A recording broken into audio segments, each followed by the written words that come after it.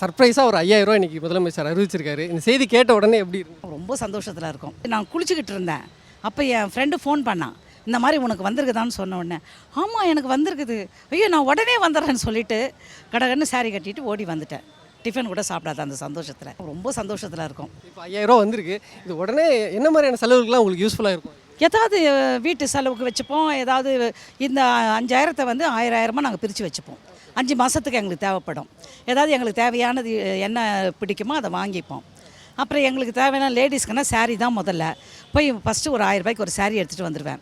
எடுத்துகிட்டு வந்து ப்ளவுஸ் தச்சு முதல்ல அவரோட பணத்தில் போட்டுப்பேன். அப்புறம் வீட்டு செலவுக்கு வச்சுப்பேன். அவ்வளோதான். பசங்களுக்கு எல்லாம் எதனா வேணாம் என் பேர பிள்ளைங்க வருவாங்க, அவங்க கேட்டாங்கன்னா அதை வாங்கி கொடுப்பேன். இந்த பாருப்பா ஸ்டாலின் தாத்தா வாங்கி கொடுத்தாரு வச்சுக்கோங்க ஆன்ட்டு சொல்லுவேன் நான். இப்போ அடுத்த தேர்தல் ஜெயிச்சா 1000 ரூபாய்ன்றதா 2000 ரூபாய் மாதம் கொடுப்போம் அப்படின்ற அறிவிப்பு கொடுத்துருக்காங்க. இதை கேட்குறப்ப எப்படி இருந்துச்சு? ரொம்ப சந்தோஷமாக இருக்குது. இன்னும் யூஸ்ஃபுல்லாக இருக்கும் எங்களுக்கு. இப்போ என்னோட மெடிசன் செலவே 4000 ரூபாய் ஆகுது. எனக்கு செலவுக்கு யூஸ் ஆகும்.